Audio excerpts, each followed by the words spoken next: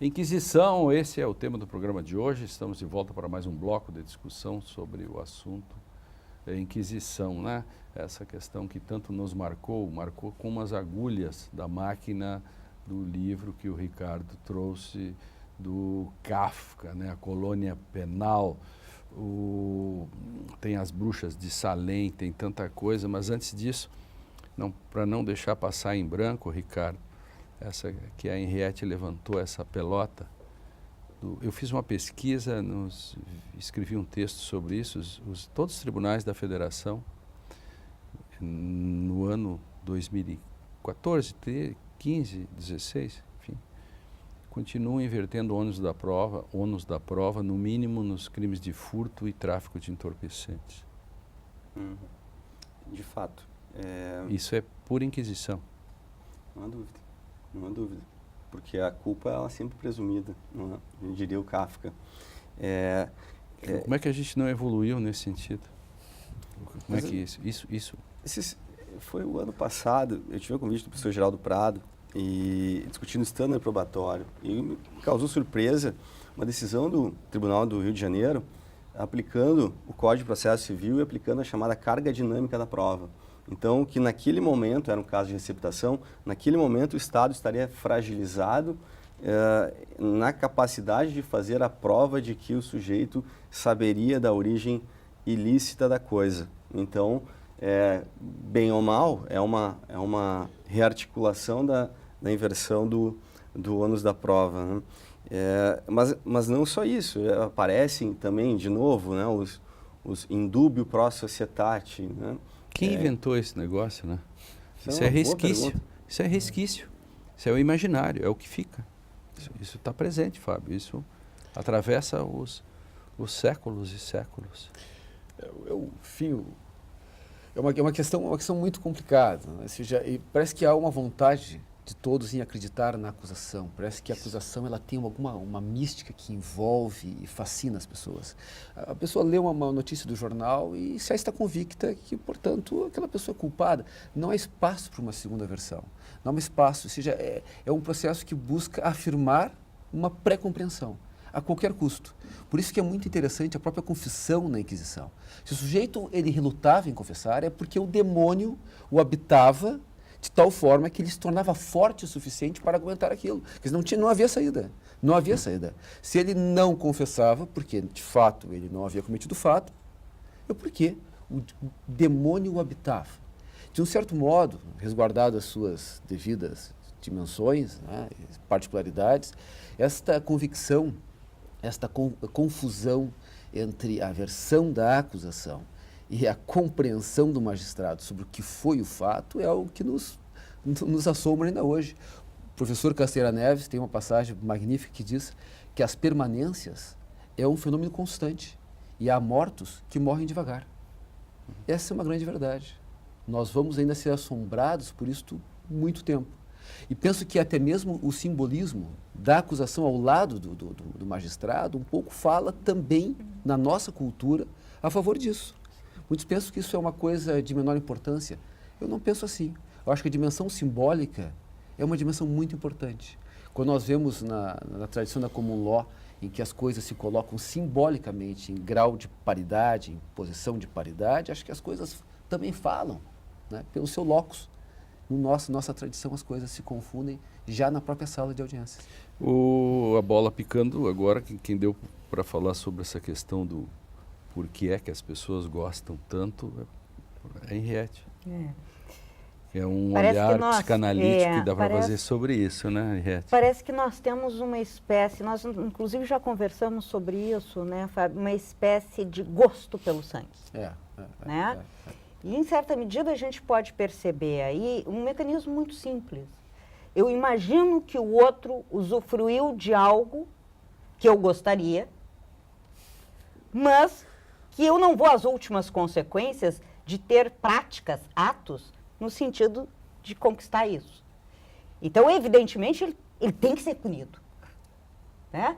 Já que eu abdiquei aquela parcela que todos nós abdicamos, né? Aquela parcela de desejo que nos permite a vida em sociedade, a gente se ressente quando o outro aparentemente não fez isso.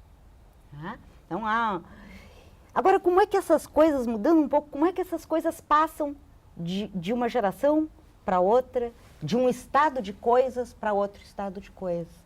No conto do Edgar Allan Poe, tem 2 elementos no conto inteiro que não dizem respeito à realidade, embora sejam elementos supostamente do universo empírico, tá? Do mundo da experiência, desse mundo em que nós vivemos. Há uma epígrafe no início do texto. E nessa epígrafe, a referência seria aos portões do mercado que foi construído aonde era o Clube dos Jacobinos em Paris. Nunca houve portões, nunca houve inscrição.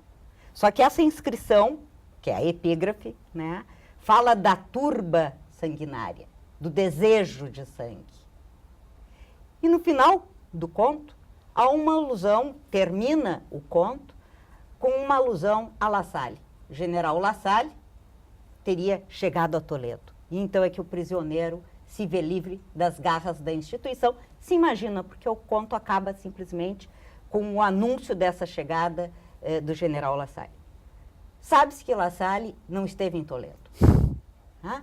Então são 2 elementos, mas sabe-se do que a França e a dominação francesa representou na Espanha.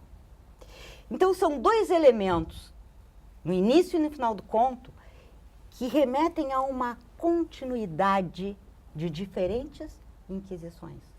Ela terminou só na Espanha, terminou em 1834, né? 350 anos durou na Espanha. Porque, e as práticas, não... Eu me lembro de um filme que eu assisti há alguns anos atrás, que o regime franquista ainda aplicou o garrote vil contra um membro do ETA, eu acho, nos anos 70. O garrote vil, né? Tu amarra o fio, um couro aqui, torce. Agora, faz pouco tempo. Ainda bem que a Espanha logo depois teve a Constituição 78, enfim. E aí a gente chega na crueldade da pena, né? Do Ricardo, né? Isso, vamos. Exato. Ricardo?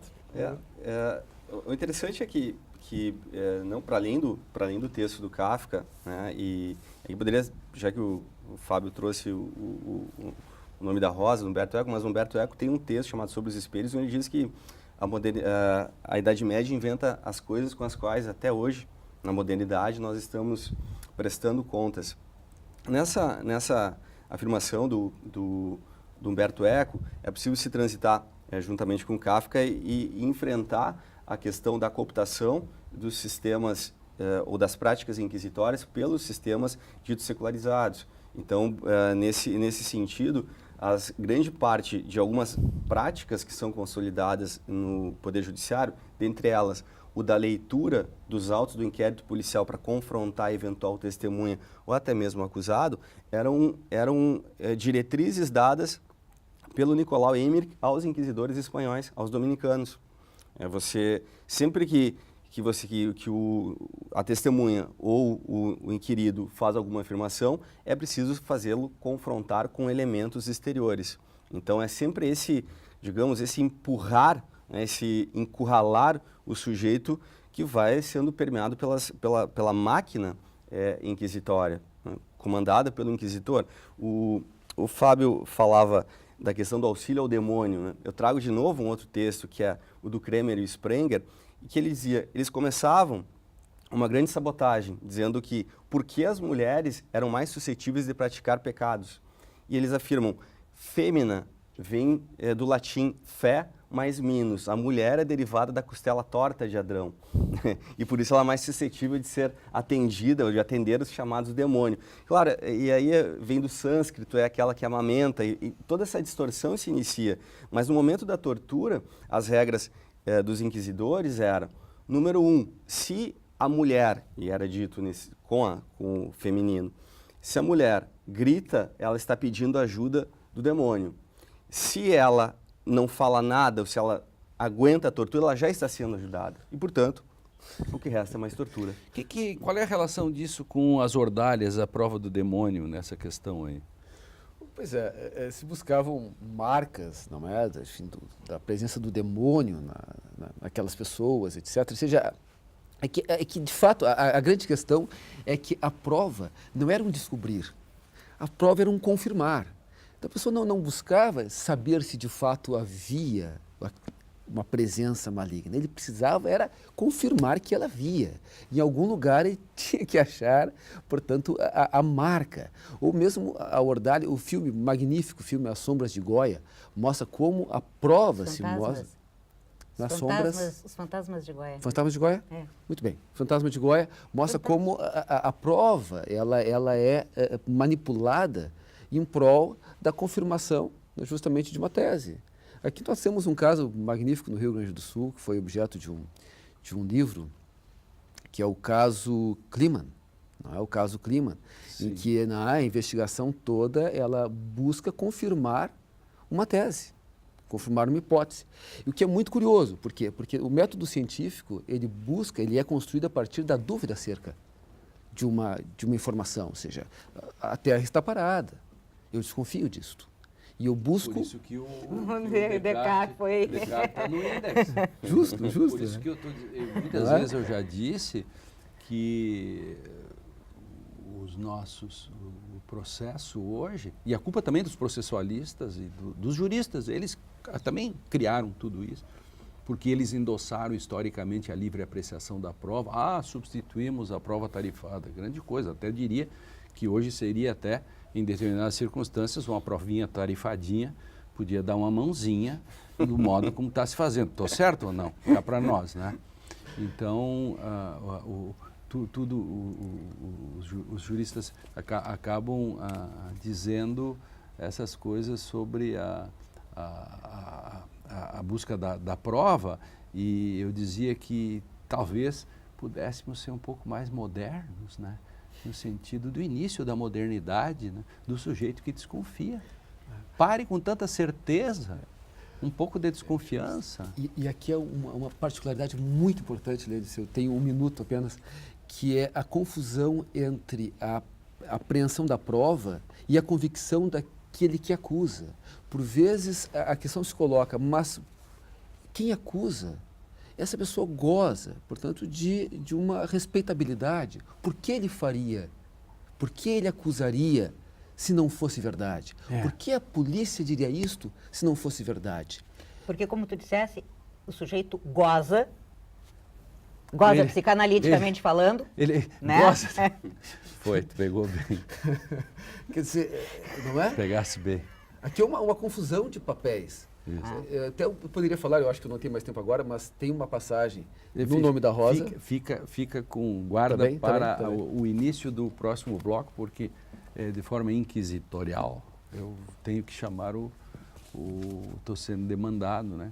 Vamos para o intervalo, no próximo bloco continuamos fazendo inquisições. O nosso tema é Inquisição, qual é a relação disso, como é que isso está ainda tão candente atualmente. A gente já volta.